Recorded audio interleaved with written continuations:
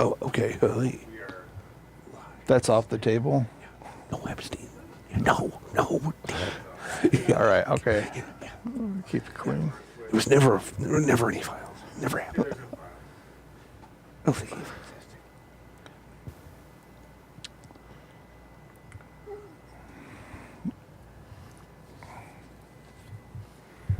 Oh, I can share to Facebook now.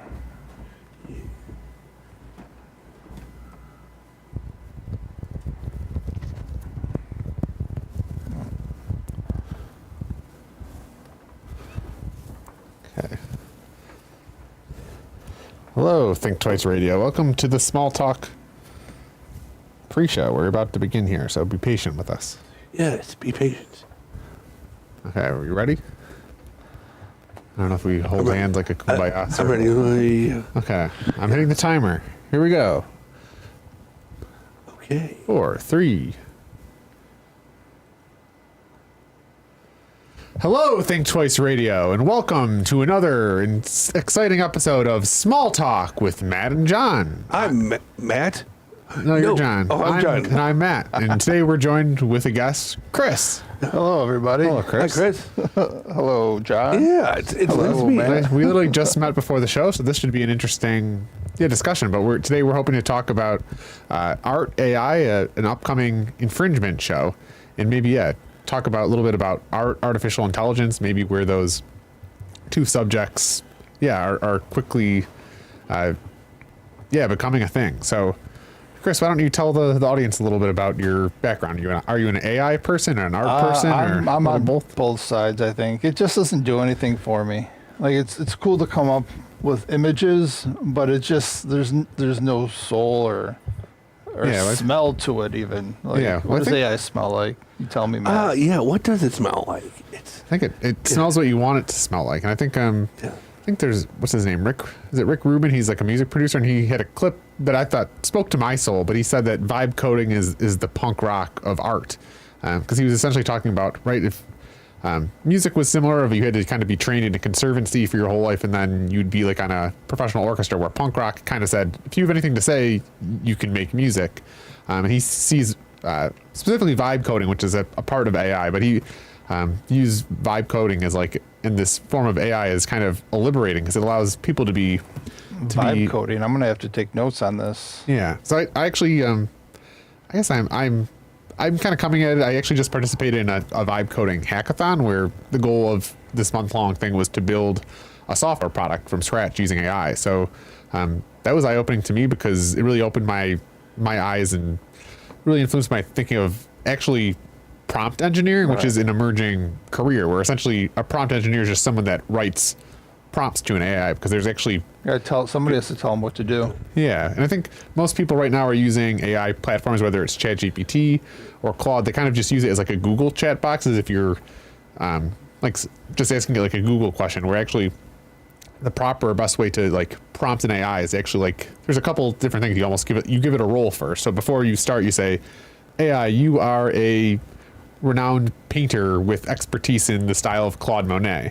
And then you'd move on, give it a prompt, and say, generate a Now, would you use this technique in the ChatGPT sector too, or? I think it's more just like. So I think prompt engineering is more around LLMs, which is large language models. So actually, I think the prompt engineering, that's something I'm still learning too, is of actually different AIs are better at certain things, but essentially, the reason you would kind of structure your prompt is because it actually makes the model more effective. So if you just ask it a question, generate me art, it's kind of searching all it's trained. It's searching its model on mathematics, on, I don't know, the Spanish language. So it's kind of querying all the knowledge. Where if you give it a specific role, like you are an artist trained in the style of Claude Monet, then it very specifically focuses. Does that work for feelings too? Can you tell the computer search with a grin?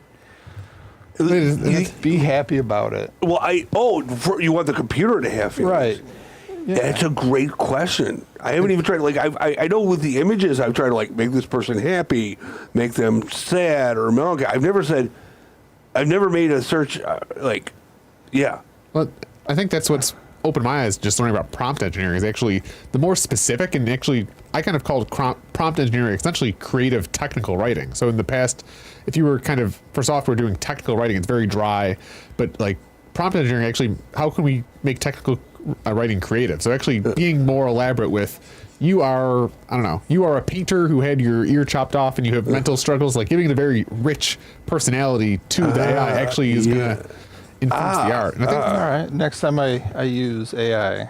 yeah, I think, and the one thing I'm learning too is about essentially, I think Rick Rubin said it, but essentially the AI lacks a point of view, which is like human beings are, our kind of strength or uniqueness is that we all have specific points of view, where an AI just knows everything's trained on everything. But that's what I've learned with AI too, is the more specific you are, if you just say, write me or draw me a picture of 3 ladies on a lobster in New York City, and that's it, the prompt, you leave the AI open to a lot of, it just kind of guesses what you want. Whereas if you're very specific of, draw 3 ladies on a lobster in New York City in the style of Claude Monet, using, the more specific you are, the more you kind of, and that's where I think the prompt engineering, it's not, human beings still need to think, and more just changes. We need to think of like everything. So the more specific and the more, It's a tool. yeah, like it's anything definitely a else. tool. But then, who was that artist that the Lackawanna, Da Vinci, where he's kind of an old school, we interviewed an artist and we were talking about AI. our buddy, Fred. He's Frederick Seaton. He's a really great artist, and he to me, it's close to Bosch, the stuff he comes up with. He's like the Leonardo da Vinci of Lackawanna. But Exactly. To summarize, he's kind of an old school artist where he just views AI as, where you said, oh, this is a tool. He was very of the opinion of, this is not art, what AI is doing in art. Whereas I think the more I'm learning, the more I'm viewing as, this is very much a tool, and it kind of democratizes art. So instead of us spending a lifetime, gaining skill in pencil drawing or color painting, it's more, we have all that skill at our fingertips. It's how creative can we be with our idea, with our vision, with our point of view that we can inflict on the AI, and the AI is a tool to help us express that. I've met friends of mine with like who are using AI now, who might not have like art like skill, but they're using it creatively, create these incredible images, which is just it's fantastic, because it's like if I could play the guitar almost right now, what would I come up with? It gives you an opportunity to express yourself in maybe a way that you weren't able to before. Yeah, but we do have a viewer here. We have Nick's World tuning in from Georgia, who says he's here at the moment in Georgia, recovering from a muscle in my lower back. Okay. And that's Got another the way. erectors, QLs. I don't know. That's something Nick's World. So the thing I didn't even think of, AI is not just art, but it essentially, you got to think of it as, we all have the skills of any expert. So you could prompt an AI role. You are a physical therapist with a deep expertise in muscle soreness in your lower back, and then prompt. And then, so it's like, essentially, we have this, whether it's PT, whether it's art, we have that knowledge at our fingertips. And I think that's where, I know ChatGPT is really kicking like Google's butt in search, because AI can give you very specific, tailored queries, whereas like at Google, you just kind of like search something and then you kind of click through a bunch of pages finding the best information, whereas like AI will give you information right away. But have we discussed the upcoming show though yet? Have we? So I think to summarize for our audience, John and I were participating in Infringement, but John's kind of been the leader of this art AI show. And that's how Chris kind Which of one do you found. want to talk about? And well, let's talk about you. What brought you here today? Well, you could be doing anything. Why are you talking to us about? I just happened to be in someone's backyard at the same time John was. Let's go. So how do you For the art show, How do you Under think the of, Stars. Okay. How do you think of AI and art? What's your kind of point of view on this subject? I don't use it in my own work. Not that I would call it work. It's more like doodles, essentially. Okay. And I don't mind doodles. Yeah. And like, the one thing is, like, AI can like help you do that. Like help you, like, it's almost like a drug, almost. The way I'm seeing AI right now, Like at the rate you can pump whatever you want to get out of your head. Yeah, like you could just like make this image, make that image, and it's almost like having another student in school with you that you can look over what they're doing and get inspired from that.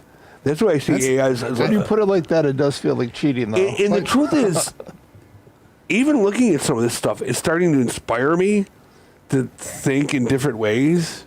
I do think you're starting to see the internet almost be polluted with like AI content. So whether it's TikTok, I can see it, and I think that's where like our point of view, our creativity is still going to be our unique asset. We're slowly going to be in a world where there will be billions and billions of AI generated generic things versus. Will it shorten our attention span even more? Do you think?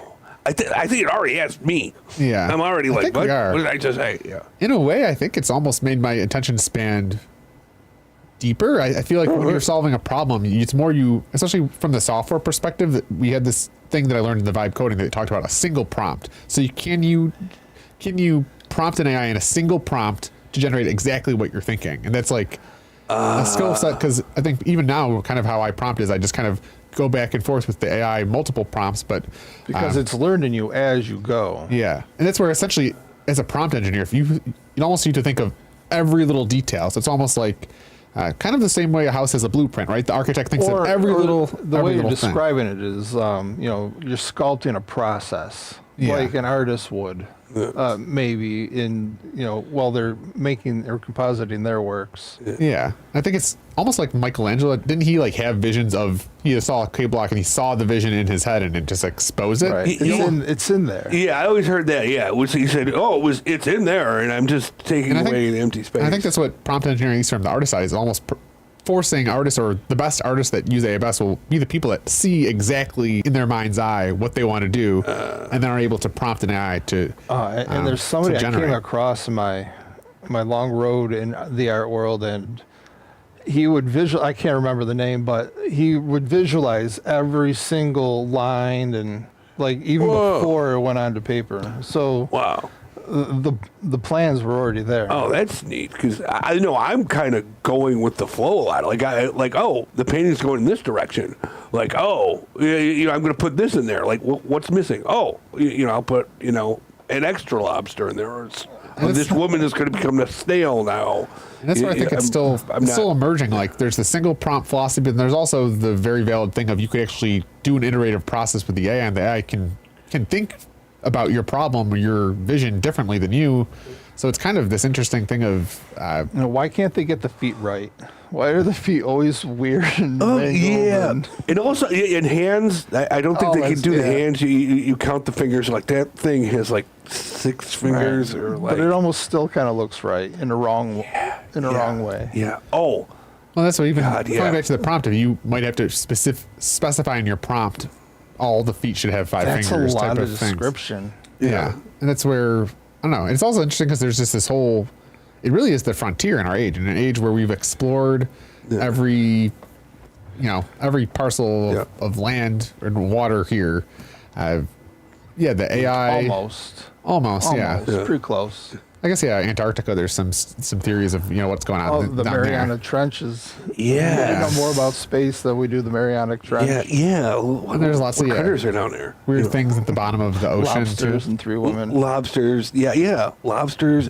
Maybe things that are more intelligent than us. Yeah. Aquatic area. I guess Technically, we haven't explored every single thing, but I think just the general thing of like right now, I think there's a quote: if we were born too late to explore the stars or the Earth, but we're at this point in time where really our frontier is on the internet, and right now the frontier of the internet is really AI because it's rapidly changing. And then AI is affecting art, but it's also affecting many other. But I also feel like we don't know. This could be really bad. This could be really good. Like when the internet began, the internet was like, this is going to be the greatest thing ever, the internet. And I'm not going to use it just to watch porn. And some people, with other men, I heard that's what happened to them, Sure. And other people had turned them insane into like weird conspiracy ideas, or like the Arab Spring happened because of the internet and all these other things that we didn't see coming. Because this new tool, here we are with AI. What's going to happen with that? Like, is it going to drive people insane? I hope not. We'll see. Yeah, I think I'm doing pretty good so far. Yeah, I think this is similar to the internet. Like, it's going to be both bad and good. I don't think it's going to be purely bad. We also just have no idea how it's going to play out because it's just changing exponentially. So, but similar to the internet, right? It's a tool like anything. It put all the information in the world at our fingertips, but then it also has polarized us, has shortened our attention span, but at the same time, it's done a lot of good. Now, if Nick's World has back pain, he can go on Wikipedia and search all about back pain. So it's kind of a tool. And I think AI is just, we don't really know where it's going, but it's I think AI art is a very exciting frontier, just because I feel like artists are kind of, right, they're artists, so they're kind of creative and are okay with playing around. And I think the artists that are kind of have the old mindset of this is not art, I'm not going to use it, are it's right. Yeah, you don't like the channel, you could always change it. Yeah.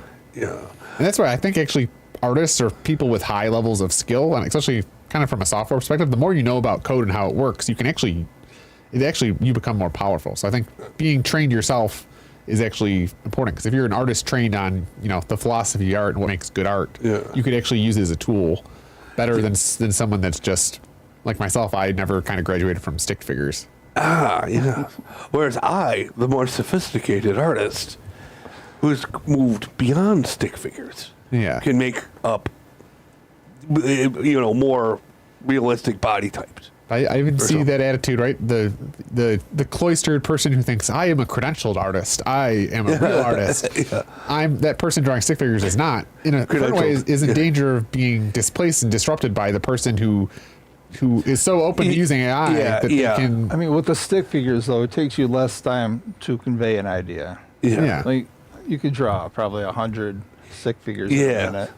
That's what I hate about those damn guys, the stick figure boys. I'm there drawing egg, and then the stick figure boy comes and puts his, That's a hard opposition. It's like, coming in. Right, we have all this graphic power, but the most popular video game. Stick figure movements. I'm trying to paint a sun, and this guy just goes, ooh, puts a little smiley face. Like, no, you have to put the layers of red and deep blue and green. Right. Anyway. But it's also the pen you use. The paint. Yeah, there's lots of little. So there's still stuff thinking that goes into stick figures. Don't sell yourself short. Okay, that's good. I think maybe it's like be proud of them. Maybe it's like video games, where it's like we have all this graphic power now, but the most popular video game is like Roblox, which is just pixelated. So maybe we're going to go this thing where people are going to make super complex art, and it all comes back to just simple caveman drawings. Yeah, why not? Yeah, slow it down a little bit. That's right. Yeah, art like Keith Haring is a very great images that he made. Like, that's just all simple. Arguably stick figures. Stick figures. I guess we talked mostly about visual art, but I know I'm kind of a musical artist. And I have some infringement shows, but I've actually used it to help me generate lyrics. So I'm working on a song that I'm going to perform at Infringement about the corrupt human resources department at City Hall. Oh, okay. And I have this kind of metaphor in my song about the hens of HR. And I was like, I need a good word to describe the hens of HR. And so I need something that starts with an H. And the ChatGPT generated a list of words, and one of them was haughty. So I was like, oh, haughty. I wouldn't have thought of that, but I was like, oh, haughty naughty. So now my lyric is haughty naughty hens. It's like an example of, it helps me kind of creatively generate, instead of me looking through a dictionary. It kind of generated ideas, and then me as an artist could kind of pick the version I like. So I think it's interesting, because it just helps, whether you're generating lobsters, women flying. Maybe you see one of the Even as we're describing this, we've described the lobsters and women in 3 different ways so far. Do you want to show my lobster and women series that I did with AI? Because this was something that I did this at work on my break. Years ago I did. What's the let's see, we could even maybe try because I think it's on my Facebook. Because then there's even different AI tools, so I don't. I did 3. What's your favorite? I personally like ChatGPT.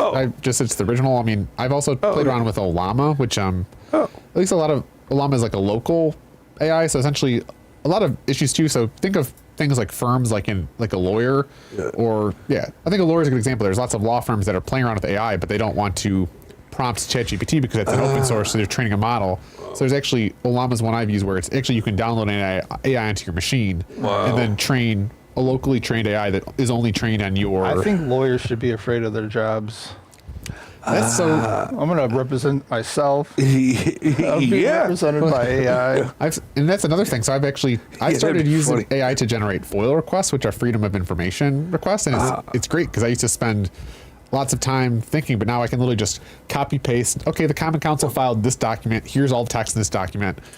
Here's this specific law that I'm trying to FOIL. Copy paste there, and then you can, roll. You are an open government engineer with deep expertise in New York State FOIL law, and then prompt, and you just feed it all the information, and it will generate you a really good rough draft, and then you can edit it from there. So I think that's the other thing is and I'm of the generation where we were told, go to college, get a degree. And now we're entering this world where we're like knowledge jobs, like lawyers, accountants, where it's literally you just have memorized a bunch of rules and regulations in your head.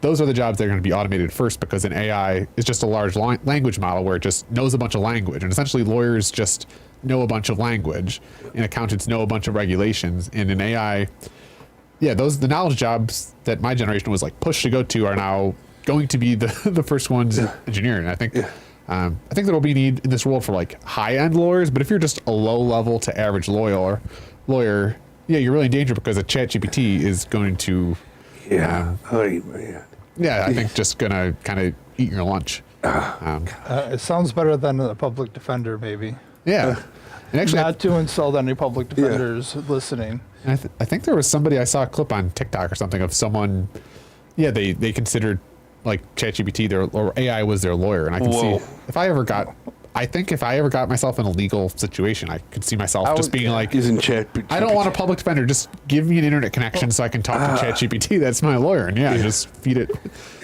all the plead the fifth. Like the computer would be telling you that. Plead the fifth. Yeah. No, I think I'm still calling somebody though. Well, yeah. I think have to improve my prompting skills for that one first, and then go commit some crimes. Yeah. I think for me, at least my personal situation, just because I am aware of much of the corruption in the City of Buffalo civil service system. I can't actually find a lawyer, one, with that expertise, and then two, that's willing to take that case because a lot of the lawyers in the area have ties to the political establishment. So in my case, it's actually really helpful because I can query it and give it very specific language. I think, like a general marriage lawyer might not, but if you're like in a very specific legal situation, it might be. And this is not legal advice. I'm not giving legal advice, but again, it's a tool. It's a tool for lawyers. Yeah. It's a tool for people. We're just sharing ideas. Our earlier today, we were trying to connect our friend Tim Raymond. Yeah. And I think, I'm sorry, we weren't able to, we wanted to connect you, Tim. Maybe you could put comments on. Sorry, buddy, but we figured out we could connect you. Tim should come to Art Under the Stars on Friday. I feel bad I screwed this up for Tim because we were trying to connect you, Tim, but then like we weren't able to. But Technical now difficulties. Sorry. Comment on the show. Thanks for understanding. Yeah, please come to the Think Twice or come to Art Under the Stars. Do we want to do some live prompting? I would love to be blown away prompting. and impressed right now. Yeah. Okay. With some prompting. Yeah. I'm trying to see if I can get I want to see you work. That's awesome. It looks like it's not it's been 9, but it's frozen. So it looks like we been 9. Yes. Oh, sorry, Nick. We've been ignoring you. We are frozen, so we can't live prompt. But I have Gemini here. Yeah, unfortunately, I don't think we're going to be able to show any visuals. That's another technical error. Yeah. Nick's World, thank you for tuning on. I did see your comment. I mean, my recommendation is just to prompt ChatGPT about your lower back pain. Tell the ChatGPT it's a chiropractor with deep expertise in lower back pain law. But I guess I do see a future of. Yeah, it could create people that are just very lazy because if there's no need to acquire a skill or to put in your 10,000 hours of painting because you can just prompt an AI. Yeah. I could see an erosion of just basic. Yeah, I think the artist, the person that's deep in their craft, that is very much right. And we were talking a little bit about the addictive nature of things like AI or the quick with dopamine serotonin release of it. You get your 10,000 hours pretty quick. I'm telling you, I just started. I'm like, this I can get used to this. I mean, I could it's like when I first discovered the internet, it's like, wow, you can do this, you go here, you go there, you can expand these ideas and just really. Yeah. I have thought about just rendering the AI generated images to like just an art, kind of like, I don't know, oil painting, whatever it is, but I felt a little guilty about it, so I never did go that route, but. Yeah. There's there's a moral quandary just embedded in an AI as an artist. There's an ethical, there's, I think one of the things of AI is, it's very ethical because there's ethical boundaries that are being pushed, not just in art, but, which is why I didn't use it, and it made me feel more comfortable and feel like I had more integrity about the work I was doing, even though they're just doodles or not highbrow. Well, tell us more about your art. Yeah, your doodle. You say a doodle, but there's, I don't know. I think maybe you're underserving yourself. Probably, but I mean, I enjoy what I do. Yeah. And what do you do? I'm not sure what you do. Yeah, I don't know either. I wish I had an answer. You just experiment with mediums. Oil I didn't really care for. That just takes too long to dry. Acrylic, they're just really simple figurative things. I have a passion for like anatomy, physiology, so I try to incorporate figurative and try to get the foreshortening and arm bends and hands to look not mangled. Why do you do art? Is it to express ideas? Because it's what is there something in art that speaks to you, or you could be a lawyer, you could be going to law school. Why are you doodling? It's like drawing as a child, and I just never stopped. That's a good question, Matt. Yeah, why do you do art? For me, I would say this: it's better than golf. I mean, there's guys our age who are out there golfing. Talking about my brother, but they have a good time. Yeah, sure. But I think we have a better time. And I probably also thrown a canvas across the room like they would have golfed. And you could go out and get drunk if you want at an art show. And there's some people aren't artists, then other people are like, all they want to do is art. So it's weird. Yeah. But golf is a very niche thing where art seems to be this thing that even people that don't think themselves are artists, they still sing in the shower. Probably and used doodle. To be more niche. Yeah, they still doodle on their notebooks and stuff. So I don't know. Okay, yeah. It's crazy. It's but I'm just glad I'm not golfing, because I'm not competitive. Yeah, talk about lower back pain. That's go see a massage therapist. Manual therapy. Yeah. So I'm I mean, we could help Nick with his back pain. Yeah, too. we can tell him. Yeah. Hey Nick. I'm a massage therapist by trade. Oh, great! Really? Yeah. My sister might need you to do massage therapy. I don't have a card, but Peak Performance, Chiropractic and Wellness. Yeah, that's cool. Make sure you vote for us on 716 Buffalo. Yeah. Okay. Yeah, we are here to shamelessly plug businesses, enterprises. We're all involved. You didn't tell me not to do it. Yeah. Well, yeah, we're here to plug our own art show because we are self-serving artists. Yeah, we're self-serving. Yeah. Good for us for being go-getters. There's going to be a lot of great people at this show. Yeah, so tell us a little bit about your show, your vision, where it is. What is this? What is this thing you're talking about? I want a lot of it is like a discussion, too. Like of people hopefully people will come there and bring up questions like, well, what do we do as artists? Should we try to get laws passed on certain things? Like AI, like with that, like as a graphic artist, like, should everything be water stamped with or would that be an infringement of freedom? Like, where does it stop? What can we do? And like we can have discussions like we're having now. Like, it's provoking. It's more of you're prompting people. Yeah. You're provoking people to think deeper. Because also us artists, non-artists can I hate to say non-artists. The normies. The normies. I've been called a normie, or I've been called, what was it? A mundane. The mundanes.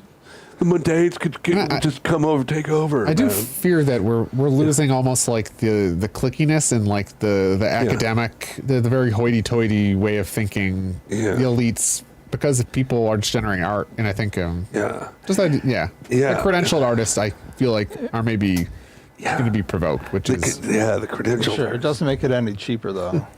Yeah, the credential. It's tough because I was always struggling under the hoof of the credentialed artists, but I always had the joy of having the mundanes.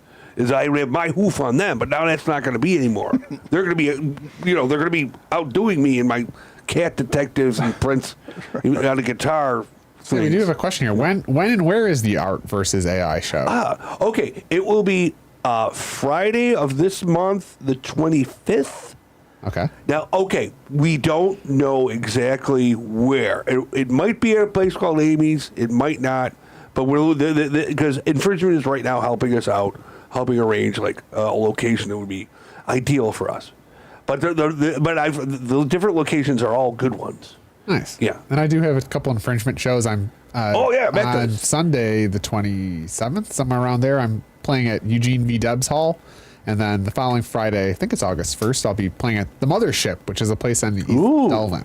So I'm thinking my Eugene V. Debs will be of a more... Mothership? Yeah, it's a new art venue on East Delvin. So I'm thinking my first show at Eugene V. Debs, it's an old socialist hall. It's very political, so I'm thinking I might do a more acoustic set, a more kind of Pete Seeger political song, and then I'm calling my Mothership event a psychedelic live coding. It sounds like it's put on by the Funkadelics. Yeah, I think the Mothership. I think also part of Infringement, I think, is I'm excited to like play to the venue. I think Eugene V. Debs Hall wants political Pete Seeger styled folk music, and the Mothership, I think, is the place to do psychedelic live coding. Oh, cool! And I think I might maybe. If you could code with us, code with our show. Live coding. You're going to be coding as part of your show. Yeah, so that's like a performance piece. Yeah, so I kind of played around with title cycles, which is a live coding thing. So essentially, you can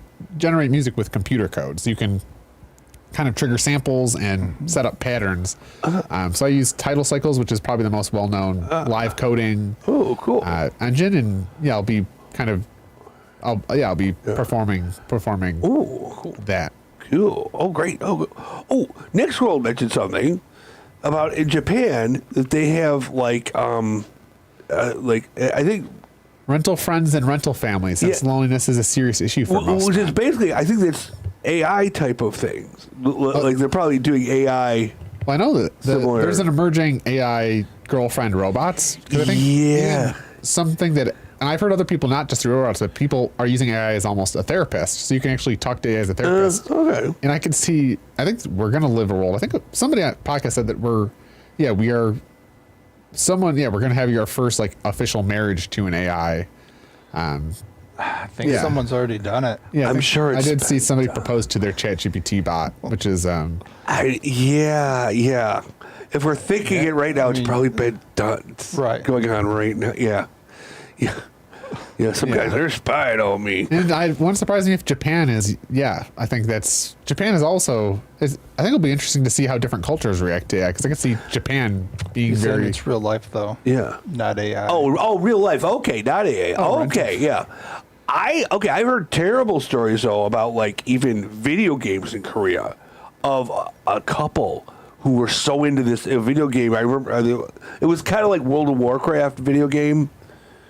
And this Korean couple was into it, and they basically let their kid die, their actual kid. But they had a virtual kid because they were just so bazonkazonk into this unreal world, which now we're talking about AI, where they're creating even better, more intelligent worlds to. Yeah, that made my stomach curdle. Yeah, I'm sorry. I know. I think it's very sad. Yeah, my fear too is what if the AI world just becomes so engaging, right? Instagram, social media we're already glued to our streams there, and we're really that's a 2D world. What if the new internet with AI is going to be this completely immersive, completely customized experience, visually engaging? Yeah. What if that world becomes so engaging that the real world, whether it's having a real life girlfriend, having a real life friend. Going outside for a walk just becomes so mundane that people will just opt to, especially when we're in a world where we can just order Amazon to our house. So you can really, that was amazing to me we're going to a world where I can work remotely. I can order my food remotely. I can rent my friends on the internet. In fact, most of my friends are just random Redditors I don't even know the name of. I just know their handle. Let's see. Let's rent a friend today. I just see this world where we're all, like in our sofas, just kind of headset on, a dozen cameras, and you just don't leave your Give house me a for beer anything. buddy who is balding and he's worried his wife is cheating on him. And he's good at fixing things, and they generate like a buddy. Well, even back to your dopamine comment, I mean, I could see, right, the engineers at Google and Facebook and social media were already trying to hack our dopamines. What if, those same engineers are now using AI to make more even effective dopamine loops and more kind of, I think that's where, I think I saw a quote that, I think it's like 30 or 40% of code for these large companies is being generated for AI. So I could see a world where, I think AI is a tool. It could be used bad or good. So it could be used to, even. Yeah, I don't know hack. if it's going to take over though. They still have to go outside once in a while. You're going to have to engage with the real world at some point. Remember Pokemon Go, which was a great thing because it got kids to get out there and walk and look around for Pokemons. But they were farming. The whole thing was to farm information. Oh, really? Oh, yeah, probably, yeah. That sounds like a conspiracy theory. I know we talked about. Yeah, are there any conspiracy theories you'd like to explore on the internet in live time? No, geez. I just know random ones like the Pokemon Go. Was that developed by Chinese? Was it the Chinese Communist Party? Yeah. So instead of sending researchers out to these places, you just put a Pokemon in the area that you want to. I don't know. Oh, but also could you be like, say you're China and Whatever like they're doing with the information, who knows? Yeah, they want to figure. Darn it! They want to know where you are. Okay, guys, if anybody's watching us from the Ukraine conflict, throw out your Pokemon Go. The other side is probably using it for something. Oh. So if you're like a Russian guy, I'm going to find Charizard over here. There's probably a Ukrainian in there watching him. I do feel like World War III, though, is going to involve AI, and essentially we're in an arms race of AI. If you can build smarter AIs that hack into nuclear systems or whatever, or overturn banking systems, if China has a superior AI to ours, we really should be getting our monkeys working on that. Yeah, and I have a joke, like, I think I've seen even our local schools are, like, banning AI because even when I was in college, right, I would do all my homework at the last second, but, like, now kids are just like they're doing it. They're being taught by professors that are literally think it's 1984 still, like giving them write 1,000-word essay on I don't know, on Taiping Rebellion on Walden, and then people just prompt write me 1,000-word essay on Walden, and they regurgitate it. Because my mom, who's actually she's an adjunct professor at UB, she said she knows all the students' writing all got better. The same as I was like, wow! The moment it came out, They're so smart. It's true because like our old system is just hacked. But I would love to see our education system actually adopt and like teach kids how to engineer, how to use AI to write, how to use it as a tool. 'Cause ultimately, it's not going away, and we need our children to be trained on how to use this new tool. But to use the cheat better. But then the teachers unions and the school districts, the municipalities that have 5 different school districts because they need an administrator with a big salary, like it fundamentally changes the structure of our society in a lot of ways that a lot of people I don't think are fully ready to reckon with. No.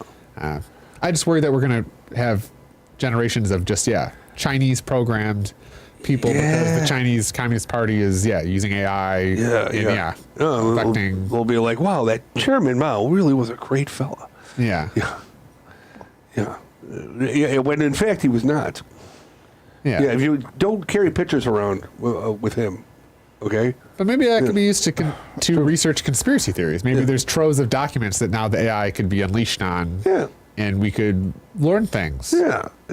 And prove things. Use it for good only. Everybody. For good. Just use it for good, guys. Use it for good. And especially don't use it for war. Even if even though I just had a genius use it to idea. Make bad art first. Bad art first.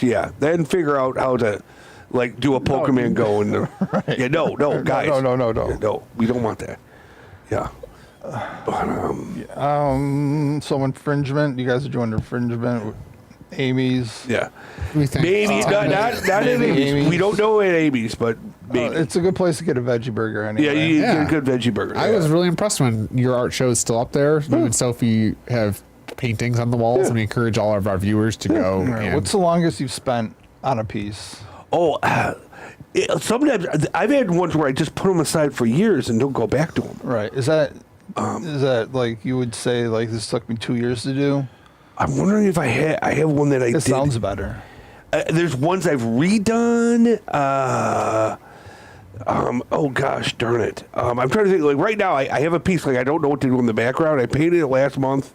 It's just sitting there. I don't really know how to deal with the background. I do. I did have a piece that I started. I have a piece I've started from high school, from college. I just left it. And I found something from high school and I just messed with it the other day. Oh yeah. How do you both generate art? How does it come? Does it come to you in pieces? Do you start with the vision and you're molding it, or do you just doodle and then? Sometimes it's a space that's available. Good. Yeah. So I can take long breaks. Deadlines are good. I find I like deadlines. That's what helped me with Mike Mully. Like going to Mike Mully, I'd be like, I have to do 2 paintings this month. You know, and you just pump them out. Yeah. And I finish them, and I'm like, oh, there you go. You know, right? Because not handing in anything is. Yeah. School was good for that. They'd give you deadlines for stuff, and I'm like, oh, right. The school also taught you how to follow rules and not really think creatively. We're now. Which I never followed those rules. That's probably why I never graduated. But now I appreciate them. Yeah. Oh, you don't have a credential? Thank you, college. My favorite question to ask people is, what credentials do you have? I feel like it's very... LMT, RPS, GT, CCMT. I don't know. That's like every... Well, I know... every course you take has a credential in it. I know... There's a whole alphabet of credentials. I have the Dunning-Kruger credentials. What is that? Well, okay, Dunning-Kruger effect is when you think you're an expert at something, but you only think that because you really don't have a clue.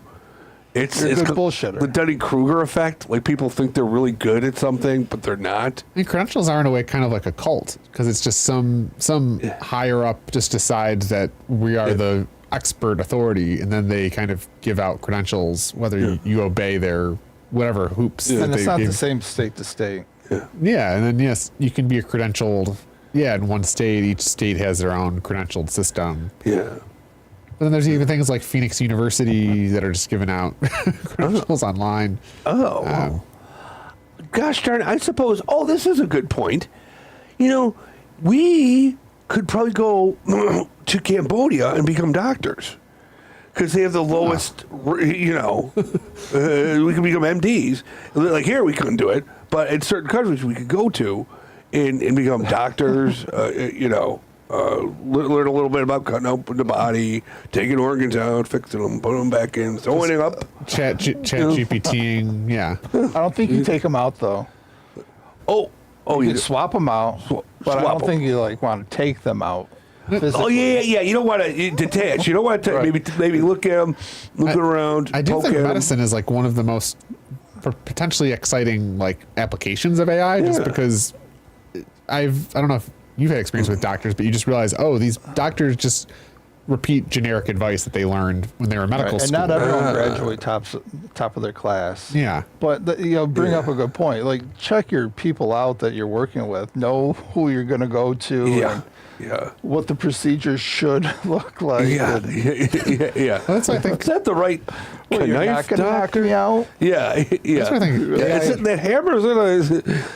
I think AI is kind of similar to the average lawyers, the average to below average lawyers, the average to below average doctors. Anyone that's mediocre. I could be a C lawyer. Yeah, well, anyone who's a mediocre at their career is definitely in danger, especially of losing their jobs. And we've talked about Bullshit Jobs, which is a book that basically just theorizes that most of our economy has useless jobs. And I think, I think we have an economy where we don't make anything here anymore. A lot of it is just, some people, like massage therapists, are actually doing things.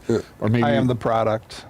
Yeah, you're doing things, you're applying knowledge, but a lot of office jobs and bureaucratic jobs really don't do much. And a lot of clerks that work for bureaucracies, all they do is just type in boxes and they're just following procedures. And a lot of those jobs are there's no reason to the mediocre people I guess darn it are going away. I don't know. Well, I feel bad for there used to be toll takers on the roads, Yeah. And I remember meeting some of these guys and get jobs where they just they take your quarter and Just breathing fumes. you give it a ticket and it was a job. Now they have like cameras and just send you a bill. I'm always interested in who owns Easy Pass and how do they have a monopoly on just all the toll systems everywhere. Well, I think it's I think it's the state. Then why isn't it just NICE or New York State DOT? Why do we have to pay Easy Pass? Is that just some shell corporation? I think it kind of goes to like collections agency essentially. Another. That's something I realized too. Is just everything is some sort of credit scam, whether it's your health savings account or your Easy Pass. It all goes back to some sort of credit system. But I think Easy Pass it's associated with the government. It's a New York State thing. And they just call it New York State. Why do we have to go to Easy Pass? And why can't Easy Pass run the DMV? Actually, okay, a lot of good questions. Yeah, no, this is why we should be able to make calls. Yeah. So we could call Easy Pass. Yeah. Right from the source. I've tried to call them, and basically, because I lost my Easy Pass thing, and I want a new one. But basically, it needs a login ID, and I forgot my login ID, and it asked me for a new one. And then what I do is I type in one of my old passwords. And they're like, what happens? It goes, you already used that password. So I tried. You can't call a person up and say, send me one of those things. Well, somebody I know, there's a story on social media. He created an AI that just helped people get out of their parking tickets. Oh, okay. And I feel like the DMV is ripe for some sort of AI disruption of just some DMV AI that just. Yeah. There's an app for that. Yeah, like you could have a world where you have a bot that schedules an appointment for you, a bot that actually calls the DMV, right? Make the DMV clerk sit on the phone, and you could have an AI. I saw someone we're moving a feature where you could pick a DMV bot and then pick your voice. Maybe you call. See, I'd be into that. Maybe you call DMV in the voice of Arnold Schwarzenegger. And then it's trained on all of DMV's regulations, every document, everything you need. And I think the environment for entrepreneurship is right because I think there's the parking example. This guy just used AI to get out his own parking ticket. He's like, oh, my friends might like this, and put it online, and thousands of people are using now his AI to get out of parking tickets themselves.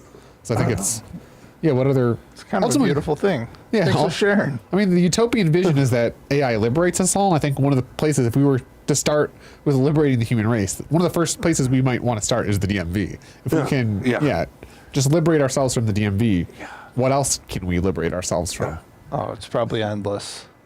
Yeah. I mean, the possibilities. Yeah. Go on, forever. I mean, I don't know. Yeah, crazy things. Yeah, AI that AI can do. But I do want robots to do little tasks for me, though. Yeah. Deal with my cat's food. To figure out how hungry is my cat going to be to eat. Because I always get there wrong. I just plop down a certain amount of food. He'll eat a certain amount and leave a certain amount. I can't. I still, even with my adult, whole Just big meaty brain, can't figure out how to give him the right amount. I always end up giving him too much, and I have rotten. But that's why, we need an AI to figure that out. And AI could figure it out. It could take your cat's gender, its weight, its species. Do cats have different species or different breeds?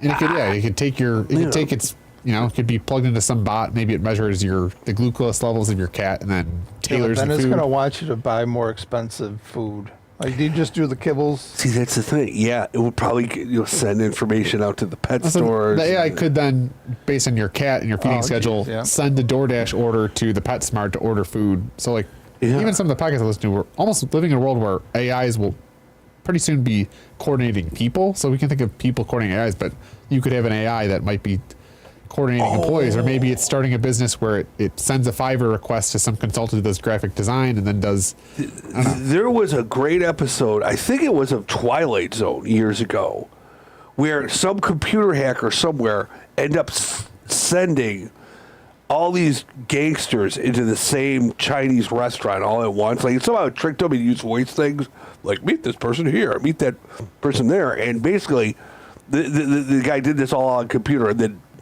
all these people ended up fighting. But that's a good example of somebody in a far off location Wasn't there a conspiracy theory that kind of Russia was doing that when they would create like Facebook groups and have like radical left people Yeah, have the I right to guess do protests? Right I next know to each they other? did do that. There was different reports of people, but I think they're doing it in a soft way. Like there's Subtleness, almost subliminal. but no, there are conservative like right wing people that they've gotten money from the Russian government, like for doing content. Like they've gotten money right from Right, them. but the way they're doing it is subtle, and I think some of it is so. Yeah, I think yeah. it comes back to their intent, and I think that's what scares me. Is if a country like China or North Korea, or Russia had an intent, they could use AI in a way that might be harming Americans. And I'm sure they probably I'm sure And- Kim Jong Un is already thinking about this and is already using AI to subtly, softly.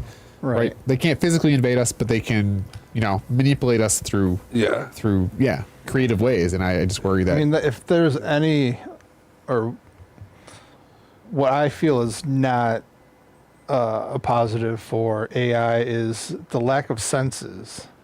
So getting information at your council meetings or going to the places, you take in all this information just through your sensory. That helps you kind of connect with, what you're learning or what you're trying to do. I think even just just kind of values, whether it's like morality. I think the AI might not be programmed, because I think people kind of have a sense, like you were saying, you felt bad using AI. You have kind of a moral compass that we all kind of have, whereas an AI might, especially one that's trained maliciously, may not. It might in fact actually, So it is scary, but I think that's one of the things that I think humans, we need to focus more on crafting our point of view, crafting, a sense of right and wrong, and inflicting good values onto the AI.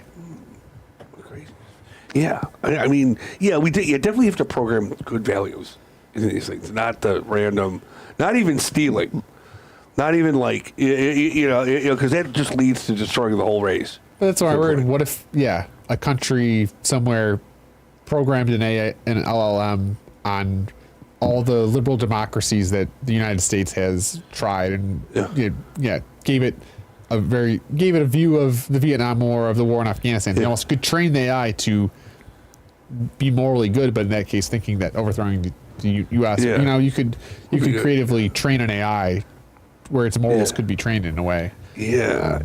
Or to like just disseminate a certain point of view. Like, let's take a positive view of what the United States policies were, and only report that, only like repeat those articles or whatever, and then or they could do it like negative, like things that the United States has done, and like repeat that or like amplify certain viewpoints. But that's censorship. Wait, is it censorship or?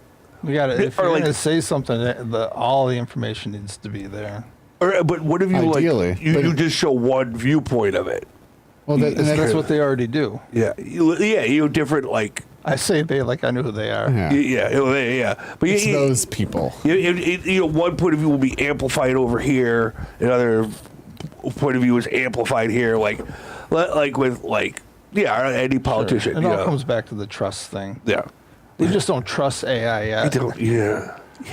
But it's good to discuss it, so you could start somewhere. Well, seriously, because I remember I was the last generation where the kids, we were taught, don't get in a car with a stranger, that's bad. Whereas now we have children and people that just summon strangers on purpose on their phone. So it's like, what other things that we breaking all the rules.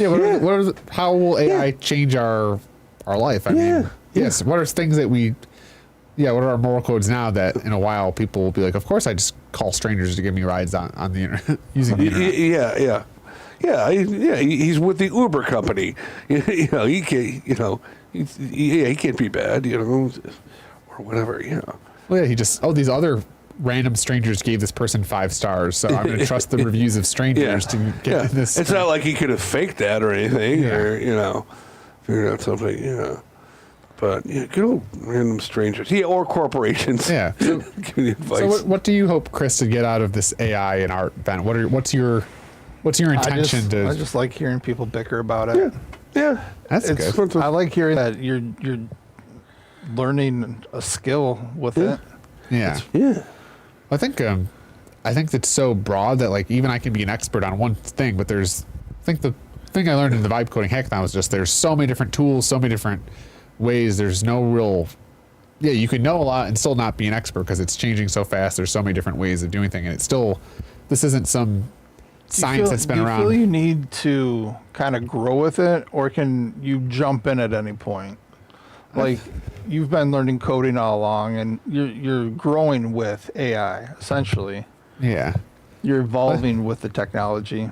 Yeah. Well, I think can you just jump in at any point, not have any computer experience, and be able to manipulate AI or get involved with it at a level that you are? Yeah, so I think for me personally, I actually was kind of starting to learn how to code like in the pandemic. So I feel like I'm so lucky that I got general fluency and enough to like understand stuff. And then AI took off, where now it's like kind of putting gasoline on, libraries and things I didn't know how to do, I can now learn super quickly. But kind of coming to your question, one of my big takeaways with the vibe coding hackathon is you had people too. We had computer people that were like, I want to learn how to start a business. And you had business people who was like, I have no idea how to code, but I have this business idea. And I think kind of with, at least for entrepreneurship, right, we had this, I think Apple's the best example of, you had Steve Jobs, who was like this visionary marketing sales genius. And then you had Wozniak, who was like this technical super genius, and they kind of came together and made a product. Whereas I could see AI, and I think people are already using, you can almost use it to like complement your skill set. So if you're like super technical, you can use it to generate ideas. And if you have ideas, or you're a business person, you can actually, you can use it to kind of, but how are kids? How are kids able to use it so fluently? Yeah, it's like right out of the womb, they're like, that's navigating a phone. And how are they able to do that? Do you think? I have no idea, because I recently met a 13-year-old who had $5,000 cash in his pocket, and when I started probing him, I was like, how, you know, I was curious. Okay, I'm curious about that too. Yeah, I was like, and he's like, I was like, he's like, what do you do? He's like, I do e-commerce with AI, and I was like, that was like, I've had several moments I was like, I'm a boomer now. Like this kid, e-commerce. I'm working a salary job, and this kid's got $5,000 in his pocket because he's doing AI with e-commerce in his bedroom. You can't get my grandma to open her flip phone and know how to use it. Yeah. Well, I think as I've been younger, right, I had the grandma who didn't know how to use technology, and I kind of laughed at her. Now I'm kind of in this position where it's like, I'm literally interacting with young kids who are, like you're saying, are so far ahead of me that I'm like, I am a boomer now. I don't understand.